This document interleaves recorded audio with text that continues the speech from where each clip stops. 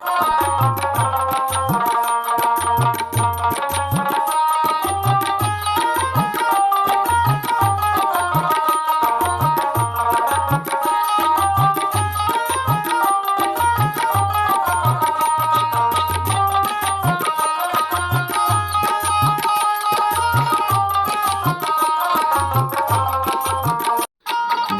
বন্ধুরা, পৌঁছে গেলাম পুরুলিয়া জেলায়।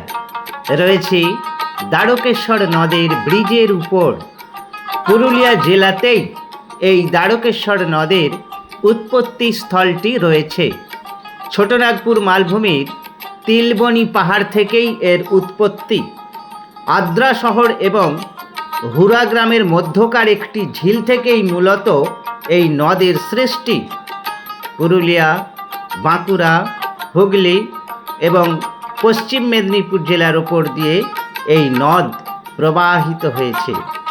বাঁকুড়া জেলার ছাতনার কাছে কুমাসী নদী দ্বারকেশ্বরে মিশেছে।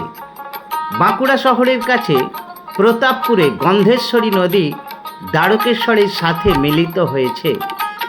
দ্বারকেশ্বরের 4টি উপনদীও রয়েছে: বিরাই, আড়কুসা, হরিংমুড়ি, ছোলা কান্ডার। ওই যে দূরে একটি পাহাড় দেখা যাচ্ছে, ওই রকম অনেক ছোট বড় পাহাড় এই পুরুলিয়া জেলায় রয়েছে। আজকে সকালেই গিয়েছিলাম ওই পাহাড়টির কাছে, সেই দৃশ্য আপনাদের আমি দেখাবো। প্রাকৃতিক দৃশ্যের অপূর্ব সমাহার এই জেলায় বিদ্যমান। বসন্তকালে তো কোনো কথাই হবে না, পলাশে পলাশে রঙিন হয়ে ওঠে। সারি সারি পলাশের বন মন জয় করবে, এ কথা সকলেরই জানা। চলে এসেছি পাহাড়ের কাছে। অপূর্ব প্রাকৃতিক দৃশ্য। এখানকার অযোধ্যা পাহাড়ের কথা সকলেই জানেন, একটি উল্লেখযোগ্য পর্যটন কেন্দ্র। অযোধ্যা পাহাড় ছাড়াও আরও অনেক পাহাড় এখানে রয়েছে। দেখছেন পুরুলিয়ার প্রাকৃতিক দৃশ্য। এরপর আরও একটি পাহাড়ের কাছে নিয়ে যাব আপনাদের। তারপর ফিরব দ্বারকেশ্বর নদের দৃশ্যে। এই সমস্ত এলাকায় জনবসতি প্রায় নেই বললেই চলে। চলে এসেছি আরও একটি পাহাড়ে। ছোটোখাটো পাহাড়, দেখতে মন্দ লাগছে না।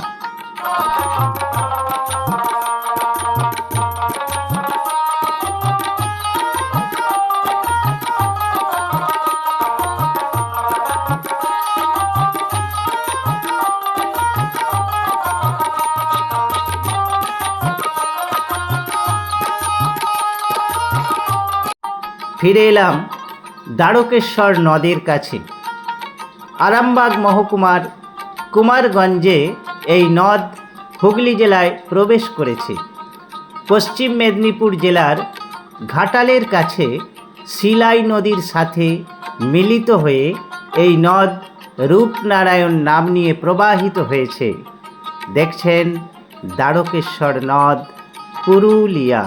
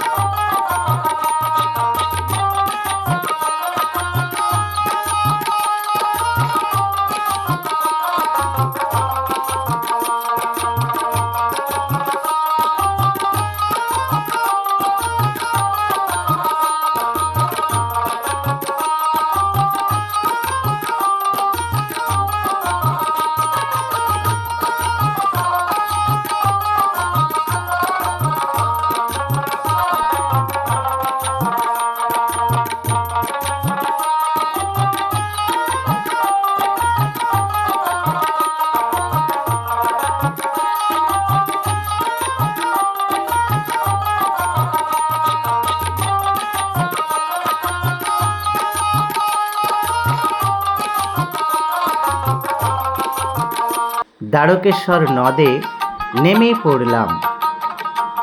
যদিও বর্ষাকাল চলছে, কিন্তু এই নদে সেভাবে জল দেখা যাচ্ছে না। বৃষ্টির জলে পরিপুষ্ট নদ দ্বারকেশ্বর। হয়তো ভরপুর বর্ষা যখন চলবে, এই নদ জলে পরিপূর্ণ হয়ে উঠবে।